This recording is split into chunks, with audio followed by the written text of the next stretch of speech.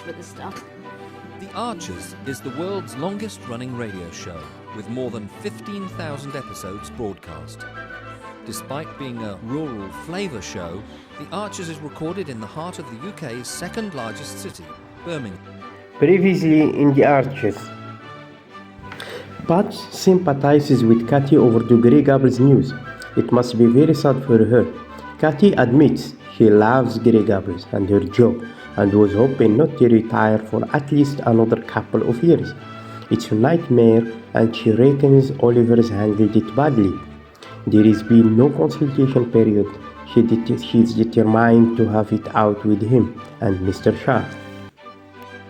Oliver's very down about the news he's had to give the staff. They're his friends and he feels he's let them down. Adil reassures him Grey Gables will be reinvented better and with more opportunities than before. That's little comfort to the staff right now, declares rueful Oliver. They agree it would be good to open the bar for the staff as part of their send-off, as Oliver tries to negotiate a better severance deal for Tracy with Adil. They're interrupted by Cathy, come to express her indignation at the way everyone's being treated. As she angrily sets out her case, Adil floors her by offering her a job. She'll be a perfect liaison officer overseeing the transition from old Grey Gables to new. Cathy shares her news with Pat. Apparently Oliver had furnished Adil with glowing reports on Cathy and Adil had seen her fitness as a positive. She's torn. Clearly Adil genuinely believes in the project and she feels she could work with him, but it doesn't look good if she takes the job. She doesn't know what to do. Thank you for listening, and now I will leave you with the episode of The Archers. This is the BBC. This podcast is supported by advertising outside the UK. BBC Sounds. Music, radio, podcasts. You're listening to Monday's episode of The Archers from BBC Radio 4.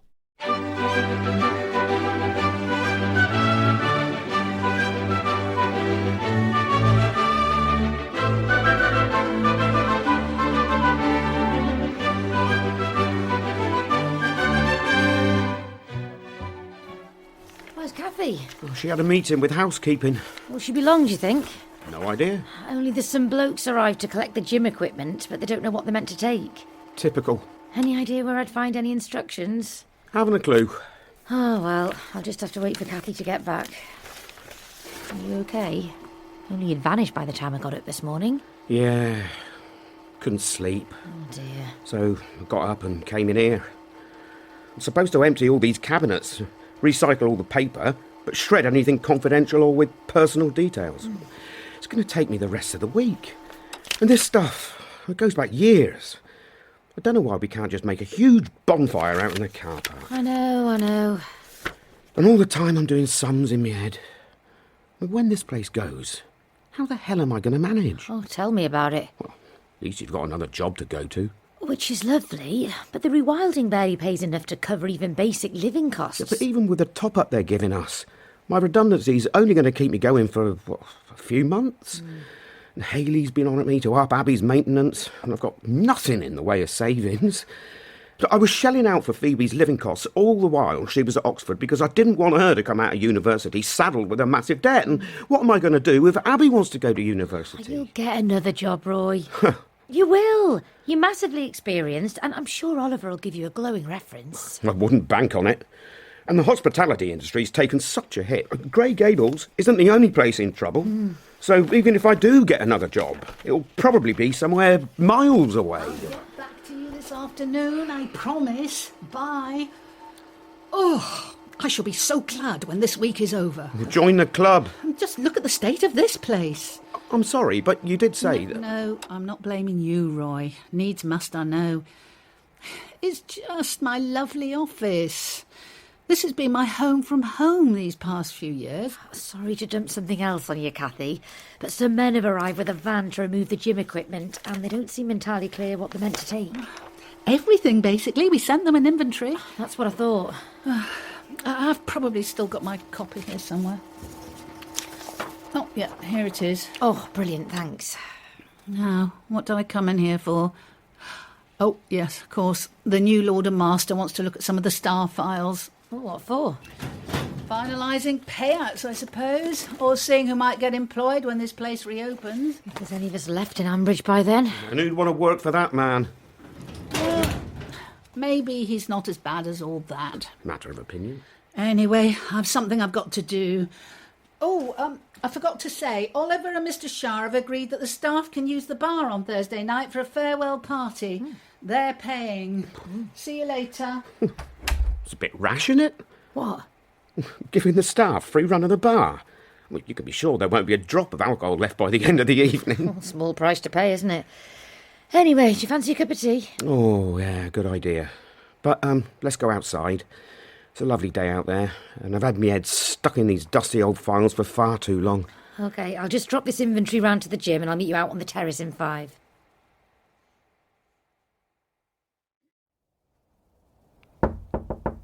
Come in. Ah, Kathy. I've brought those files you asked for. Ah, paper files. How quaint. I dare say there's a lot about Grey Gables that you find quaint, Mr. Shah. Please, call me Adil. Things that we at Grey Gables find traditional and familiar. That being said, I do recognise that the place is in need of a fresh pair of eyes and a new direction. But that new direction, I'm afraid I'm not going to be part of it. Oh. I've thought long and hard about the offer you and Oliver made me, but I'm going to say no. That's very disappointing. I'm sorry. Would it help if we improved a little on the salary that was suggested? No, it's not about the money. Your offer was extremely generous. But I'm one of the lucky ones. I'll have a decent pension, not to mention substantial redundancy. So if it's not about the money, is it about me? No, it really isn't. I'd be happy to work with you if the circumstances were different. It's just that I really love my job here. I love this place with all its quaint traditions, and I love the people. I really couldn't face the prospect of overseeing its destruction. We're not going to be taking a wrecking ball to the place. I know you want to preserve certain elements, but it's not going to be the same. And to be perfectly honest, I'd feel pretty uncomfortable working here when my friends and colleagues are facing such an uncertain future. Well, I can't pretend I'm not sorry, but thank you for being honest with me. I hope you... Good luck, Adil. Do you think Oliver will come? To the party? Yeah. I wouldn't have thought so. There's still an awful lot of resentment towards him. It's hardly surprising. I mean, yeah, I can understand why he had to sell up, but what inspired him to do this deal with Adil Shah? I bet you he'll end up turning it into some ghastly modernist haunt of internet influencers, like those places in Dubai. Can't imagine that'd go down well in Borsetshire. Hi, you two. Oh no! It's the boss! You mind if I join you? Yeah, caught us playing hooky. Everyone's allowed a tea break. And I need to tell you something, Roy. Pull up a chair. Yeah. By the way, I'm not the boss anymore. Yes, you are, till Thursday. I think you'll find Mr. Shah is running the show. Well, he offered me a job. What? What sort of job?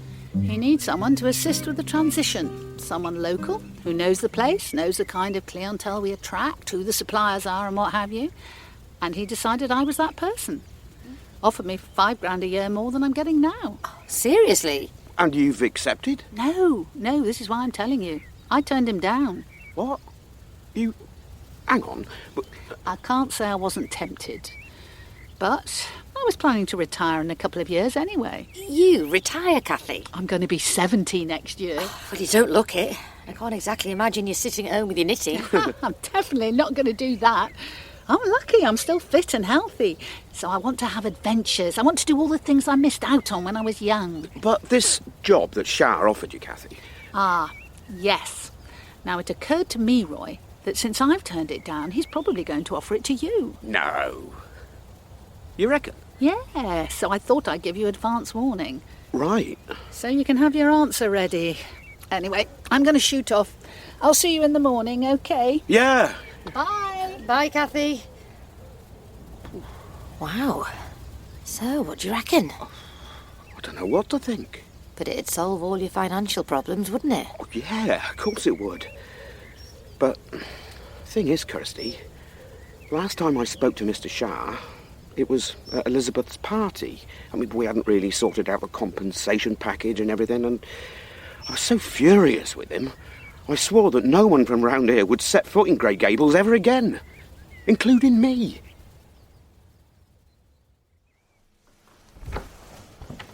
Hello. Oh, hi, Kathy. Come on in. Just thought I'd drop by and... Oh, Pat. What?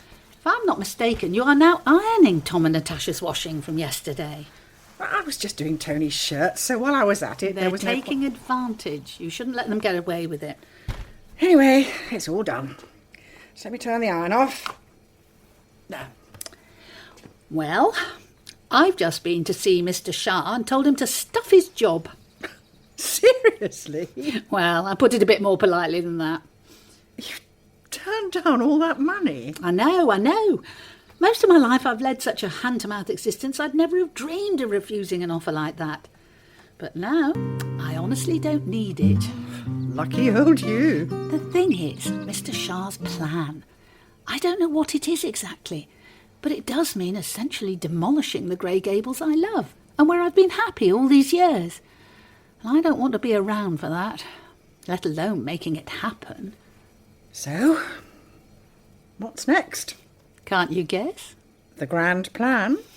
I've got to go for it, Pat, while I'm still reasonably fit. And you've got it all planned out, have you? Not all of it. But I'm going to do what we always talked about. Book a flight to Anchorage, Alaska, hire a vehicle of some kind, and drive all the way down through Canada and America to the Florida Keys. Like in Nomadland? Oh, I'm not going to live in a van. I like a comfy bed and indoor plumbing, so I shall stay in hotels. But the big question is, Pat, are you going to come with me? Oh, Kathy, I would so love to. We can be like Thelma and Louise. When we first talked about it, it might have been possible, but now I can't just abandon the farm and the shop. And I've got twin grandchildren on the way. I suspect my lovely daughter-in-law is going to need quite a lot of help. Well, if she's got you doing the ironing already. So, not possible now, I'm afraid. Won't be the same without you. What about Jamie? Might he come with you? No, he wouldn't want to leave the business for that length of time. That's the other thing I was thinking. When I get back from my road trip, I might up sticks and move a bit nearer, Jamie. What? You'd leave the village? Sell April Cottage? Eventually, yes. Although I'm not sure I'm ready to completely cut my ties with Ambridge. Not yet. I've had enough for today, Roy. I'm going home. If you can hang on for 5 minutes, I'll come with you. I just need to get these 2 cabinets out into the corridor. Can I come in? Roy, you're still here. Good. Oh, evening, Mr. Shah. Oh, sorry, should I go? No. And do call me Adil, please. Kirsty, isn't it? Yeah, that's right. Did you want me for something? Yes, indeed. Goodness me, you've been busy in here, haven't you? Now, Roy... Yes? Can you tell me where Kathy keeps the personnel files? Personnel files? Yes. Well, that cabinet there. Oh, great. She brought some over for me to look at, and I just want... Oh, it appears to be locked. Is there a key? Yeah, I'll find it for you. Oh, Roy, what would I do without you? And when you've done this, you must go home. Put your feet up. You're looking absolutely knackered. Yeah, it's been a long day. There you go. Oh, thank you so much. Kathy was telling me what a conscientious chap you are. Was she? Yes. Singing your praises, she was. Oh, that's good to know. There anything else you wanted? Something else? No, I don't think so. You get off home. Thank you again for your help, and have a good evening. Nice to meet you again, Kirsty. And you, Adil. Are you okay? Oh, Kirsty. When he walked in, I really thought he'd come to offer me that job. Well, Kathy's obviously put in a good word for you. Yeah? And if he had offered it to you, what would you have said? I'd have said yes. Of course I would. Can't afford to turn down something like that. Well, you better go and offer him your services then, hadn't you?